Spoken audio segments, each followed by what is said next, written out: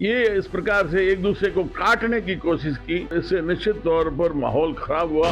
टिकटों का वितरण भी अगर सही होता तो और ज्यादा सीटें आती। तो मुख्य सचिव के कार्यालय के बाहर विधायक है, वहां पर लाइन लगाए मिलने के लिए खड़े रहते हैं। ये स्थिति बहुत दयनीय है। देखिए, लोकसभा चुनाव में शुरुआत जिस प्रकार से टिकटों का वितरण हुआ, वो उसमें किन्हीं कारणों से दबाव देके घेराबंदी करके जो राजेंद्र राठौड़ यार्ड ने ये इस प्रकार से एक दूसरे को काटने की कोशिश की, वो शुरुआत सबसे संकट वाली थी।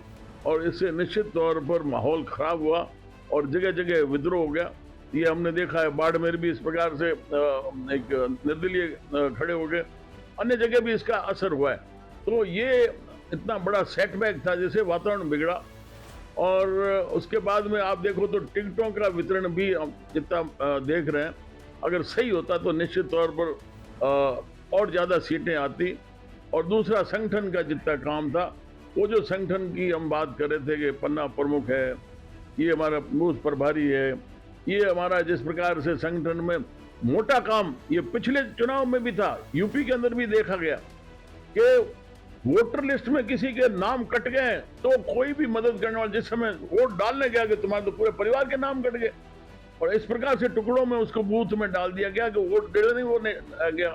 तो ये काम देखने वाला कोई नहीं था। किसी का गलत नाम कट गया, कोई गलत किसी ने जुड़वा लिए, तो ये वर्किंग जो होनी चाहिए संगठन की, वो कहीं भी नहीं रही। तो इसके लिए ये सारा चुनाव में बहुत स्थिति खराब हुई है, इसमें सुधार की जरूरत है। मैं कह रहा हूँ ना, ये टिकट का ही इसमें बहुत बड़ा रोल है।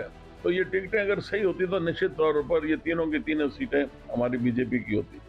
और जिम्मेदार तो अब देखो, ये तो वहाँ सामूहिक बैठ के टिकट का निर्णय लेते हैं, वहाँ कौन क्या अपना प्रभाव डालता है ये पूरा हम कह नहीं सकता। तो बातें आती रहती है, पर बातों का क्या है। पर ये निश्चित तौर पर है कि ये किसी न किसी के दबाव में आकर ये टिकटें बदली गई और उससे नुकसान हुआ।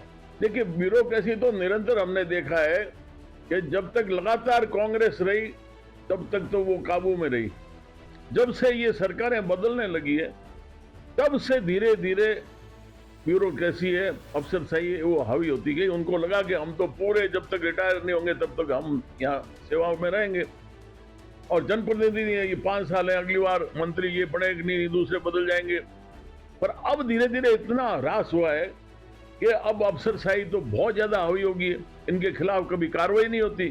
जितने भी IAS RPS ये RAS है, इनके खिलाफ कोई कबाड़े किए हैं तो उनकी सारी जांच पूर्ण होके और वहां कार्रवाई के लिए, चालान के लिए पेंडिंग खड़ी, स्वीकृति के लिए, पर वो भी नहीं मिल रही।